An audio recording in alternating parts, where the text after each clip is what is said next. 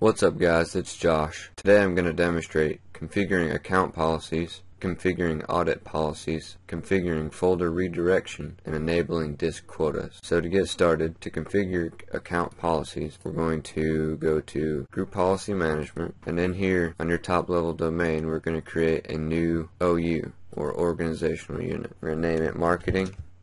And for this OU, we're going to create a GPO and link it in here. We're going to name the GPO password pol1, password policy 1, and click OK. Right click the policy and click Edit, and go to Computer Configuration, Policies, Windows Settings, Security Settings, Account Policies, and Password Policy. In here, we're going to double click Minimum Password Length, and we're going to define this policy and make it to where it's at least 14 characters, and click OK. Close out the Group Policy Management Editor, and we're going to go into Active Directory Users and Computer and create a user, new user called Lab 8. Since this is Lab 8, user 1. And inside the Marketing OU, we're going to create a new user called Lab 8, user 1. Click Next, and for the password we're going to put in mspress1, a 9-character password, and clear the user must change password at next login. Click Next and click Finish. In the Group Policy Management, right click Domain 1 for your top level domain and select Link an existing GPO. Click on the PWD pol1 GPO and click OK. Go to the top level domain, click on Password Policy 1 and click the up arrow until it's the first in the list. And so now we can remove it from the Marketing OU. So now we're going to block Policy Inheritance and the Marketing OU, so just right click and click Block Inheritance. So after this, we're going to log on to the even number computer as the user that we created, which is Lab8 user 1, and the password mspress1. And from the command prompt, we're going to type in gpupdate /force. Now that it's updated successfully, close out the command prompt. And real quick, we're going to go back to server 1 and create another user called Lab8 user 2, and this is to test to see if the policy is going to allow us to use a 9-digit password. So we're just going to type in the same password, 9 characters long, and hit Next. Hit Finish, and it fucking worked. It's not supposed to fucking work, but it fucking worked.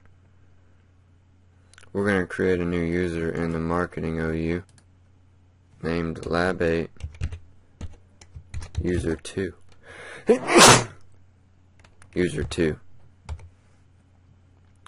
And this is just going to be to test if it lets us create a user with a minimum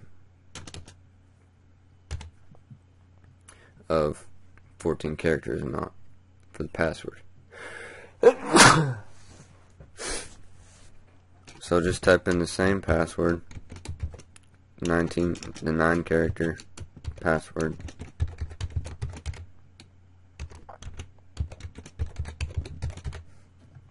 uncheck user must change his password, and click Next and click Finish.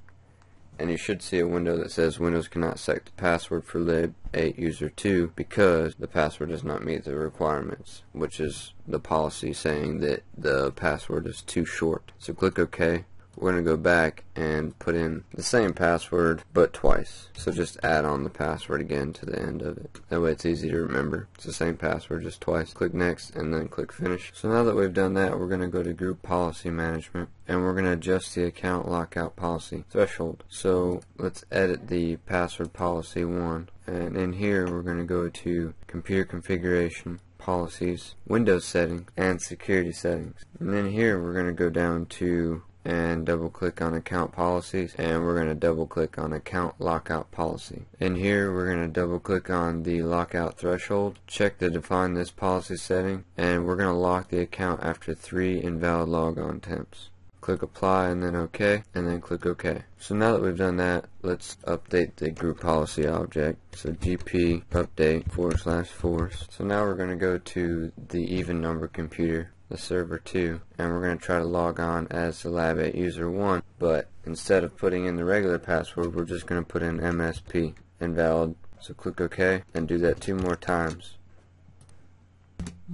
And we see that on the last one, on the 4th attempt, the reference account is currently locked out and may not be logged on to. So click OK, and that shows us that the policy is working So if we try to put in the regular password and hit OK, it says that the account is locked and it won't be logged onto. On the odd number computer, the server 1, if we right click on the user 1 account and go to properties, and in here we're going to go to account and check the box next to unlock account. It says this account is currently locked, so click OK. And now if we go back into the even number computer and put in the correct password, we can log on. So next I'm going to demonstrate configuring audit policy. To do that, we're going to go to computer and we're going to create a folder in the C drive called credential files.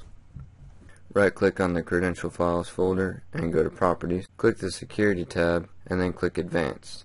Click the auditing tab and we're going to click edit and click add. And here we're going to type in everyone and click check name. Once everyone pops up underlined, click OK. In the access box, we're going to put a check mark next to list folder and read data under the successful and failed boxes. Click OK, and we see that everyone's added into the auditing entries. Click OK and click OK. We're going to go open up the credentials files folder and create 2 text documents. The first one's going to be credential1.txt and the next one is going to be credential.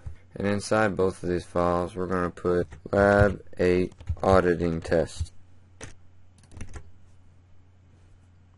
So from here, we're going to go to the Administrative Tools folder, and we're going to open up the Event Viewer. Expand Windows Logs in the left pane, and select the Security Logs. And over here, if we scroll down, we won't see any audits that were recorded from the files that we just created, because Audit Object Access is not enabled. So from here, we're going to go to Group Policy Management, and I'm going to create a new GPO in the Domain Controllers OU. And this is going to be called Audit 1. Click OK, and in here we're going to edit Audit 1. So we're going to go to Computer Configuration, go to Policies, Windows Setting, Security Setting, and Local Policies, and double click Audit Policy. In here we're going to double click on the Audit Object Access setting and put a check mark next to the Define This Policy settings, and we're going to check mark both of these success and failure checkboxes and click OK. And now we're going to close down all the windows and log off, and we're going to log back on using the Lab 8 user 1 user password for his account.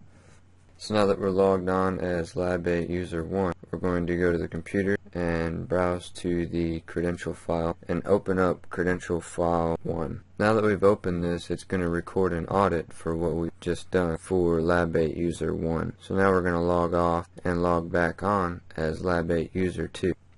So logged in as Lab 8 user 2, we're going to do the same thing that we did with user 1, except for we're going to open up the credentials 2 file. Close that file. So we're going to open up command prompt and run the event viewer as administrator. To do this, we're going to type in run as /user:administrator at domain1.local Microsoft Management Console event vwr.msc, and we're going to type in the password for administrator. And when we go to the security log, we're going to double click any event that has the code 4658, and we can see in here that when we double click on the events, you can see the event logs for Lab 8 user 2 and so on. So next I'm going to demonstrate configuring folder redirection. On the odd number computer, we're going to log on as the default administrator, and we're going to create a folder in the C drive called Lab 8 My Docs 1.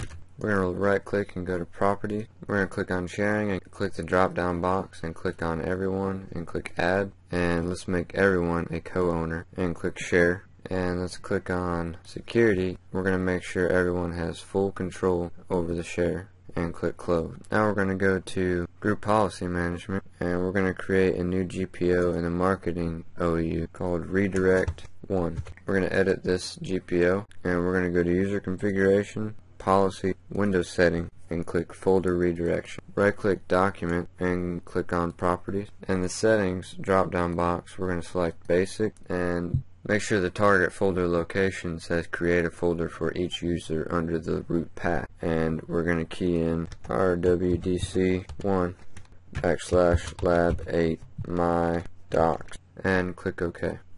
You'll see a warning message that says if you have any folder settings that does not apply to Windows 2000, or XP or Server 2003, you will no longer be able to change the folder redirection settings in this GPO from the OU. So click yes and close all the open windows. And on the even number computer, we're going to log on as Lab 8 user 1. And while this user is logged on, we're going to back to the odd number computer and go to Computer, C Drive, and open up the Lab 8 My Docs folder. And the folder is supposed to redirect in here, but it seems I'm having some connectivity issues between Server 1 and Server 2. The last thing is enabling disk quota. So we're going to open up Group Policy Management, and we're going to create a GPO in the top level domain and link it there called disk quota 1. We're going to right click on that and click edit. We're going to go to Computer Configuration, Policies, Administrative Templates, System, and click Disk Quotas. And over here we're going to double click Enable Disk Quotas, and it's set on Not Configured. We're going to set it to Enabled and click Apply. Default quota limit to 1, and make sure that the units remains megabytes, and click Apply. On the log event when quota limit exceeded, we're going to enable this policy and click OK and close out the editor and Group Policy Management.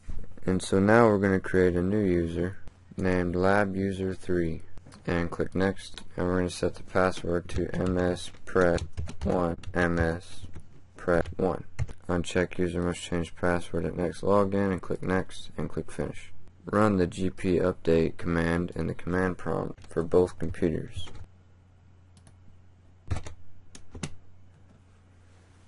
It says certain computer policies are enabled that can only run during startup. OK to restart, and we're going to type in Y and hit enter. So on the Server 2, on the even number computer, we're going to log on as Lab 8 user 3, and once you're logged on, we're going to right click the desktop and create a new bitmap image. We're going to name the bitmap image lab8tech.bmp.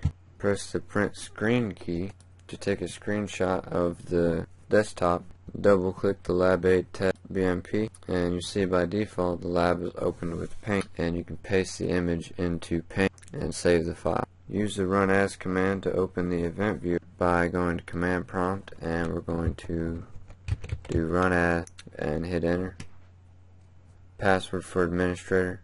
Once the event viewer comes up, expand the Windows logs and click on System Log, and in the right pane we're going to look for an entry ID of 37, which is the very top one. There's one down here as well. We're going to click on this one, double click, and we see that Lab 8 user 3 hit their quota limit on volume C. So that's it for enabling disk quota. Thanks guys for watching, and I'll see you next time.